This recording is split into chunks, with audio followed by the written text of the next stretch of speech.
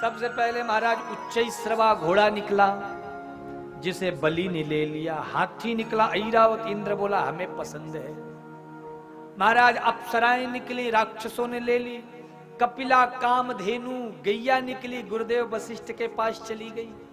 तमाम प्रकार के रत्न निकल रहे हैं महाराज। लक्ष्मी और कौस्तुभ मणि भी निकली। जब लक्ष्मी निकली तो क्या करें, कौन इनसे ब्याह करे? लक्ष्मी जी बोले हम अपने पसंद से ब्याह करेंगे। ढूंढ रही हैं, सबको देख रही हैं, कौन योग्य। अंत में भगवान ही उनको प्रिय लगे तो अंत में बरमाला ठाकुर जी के गले में पड़ गई। अब अंत में महाराज चंद्रमा निकला, बहुत सारी औषधियां निकली। अंत में महाराज भगवान धन्वंतरी के रूप में ही हमारे ठाकुर जी हाथ में अमृत का कलश लेकर के प्रकट हो गए। बोलिए वृंदावन बिहारी लाल की जय हो। अब देवताओं ने तो भगवान धन्वंतरी को प्रणाम किया, लेकिन राक्षसों की नजर तो उस अमृत के कलश में ही थी। तुरंत अमृत के कलश को छीन लिया और वहां से भाग गया सब। अब देवता बेचारे उदास हो गए, इतनी मेहनत की है, सारा का सारा मेहनत बेकार, सारा का सारा परिश्रम बेकार।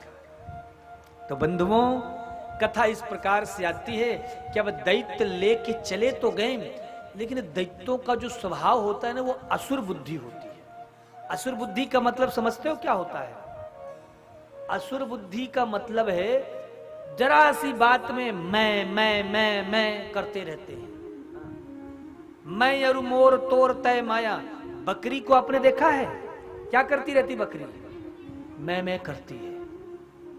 आजकल लोग बकरी से भी महाराज, बकरी कम मैं करती, इंसान बकरी से ज्यादा मैं करता है। हर चीज में मैंने ऐसा किया, मेरी वजह से, मैं ही सब कुछ हूं, मुझे सारा क्रेडिट मिले, मैं ही ऐसा मैं करता। बकरी कहता है लो मेरी जुबान भी तुम ही रख लो भाई। बोलो राधे राधे। और जोर से बोलो, और जोर से बोलो।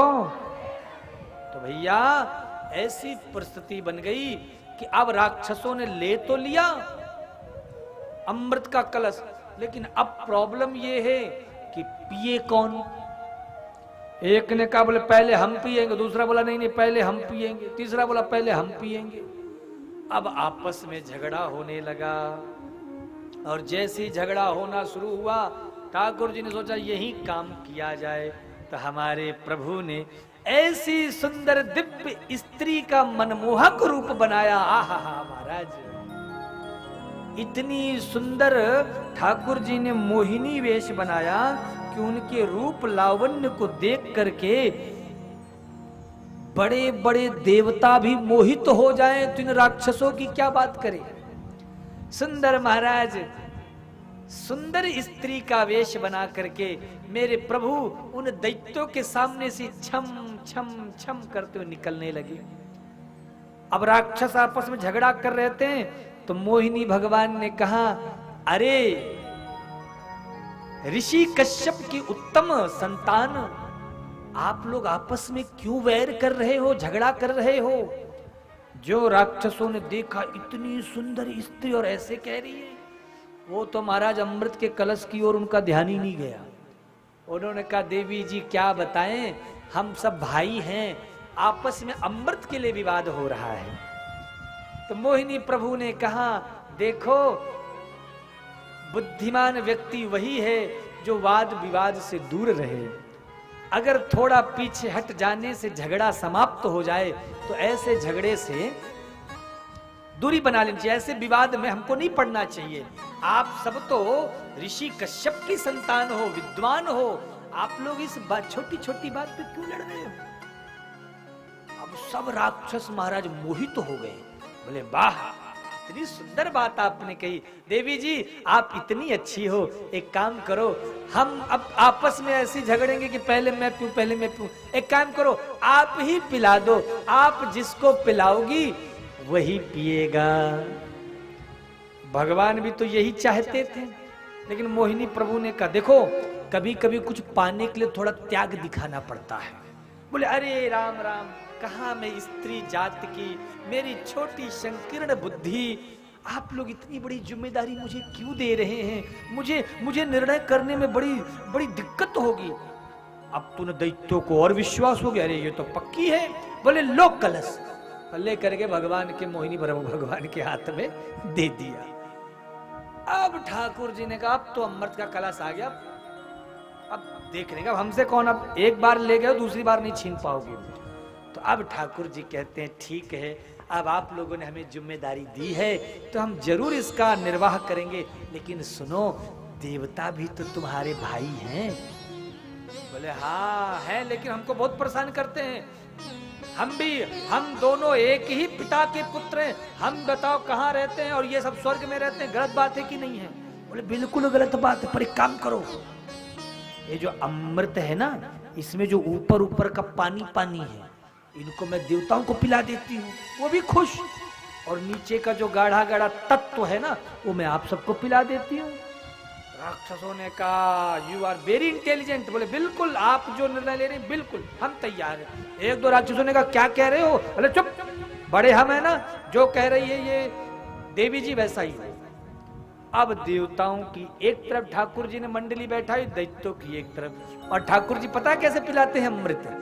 देखते जा रहे हैं राक्षसों की ओर और अमृत पिला रहे हैं देवताओं को।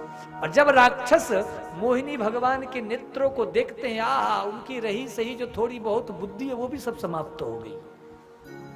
कैसा है? आओ जरा हम भी मोहिनी भगवान के भाव में प्रवेश करें।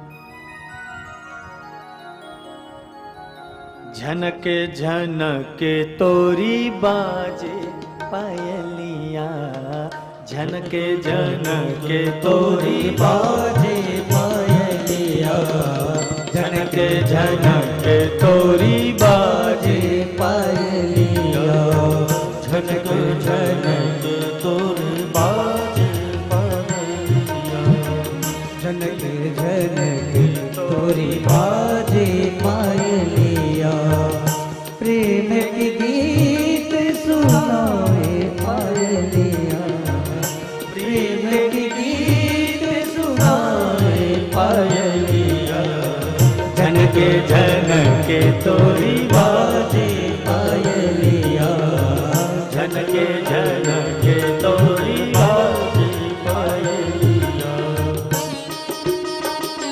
मोहिनी भगवान की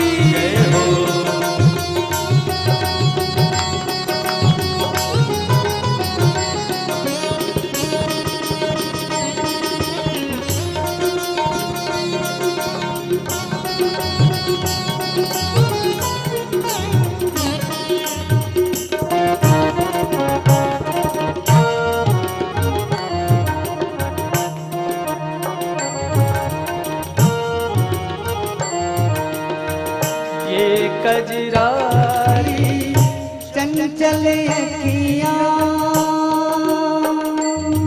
ओ ये कजरारी चंचल अखियां, ओ ये कजरारी चंचल अखियां, ओठ गुलाबी फूल सी पतियां, ओठ गुलाबी फूल की पतिया, लट बिखरे तो गाल पे तेरे, लट बिखरे तो गाल पे तेरे, होश दिया के उड़ाए पायलिया, झनके झनके तोरी बाजे पायलिया, झनके झनके तोरी बाजे पायलिया, झनके झनके तोरी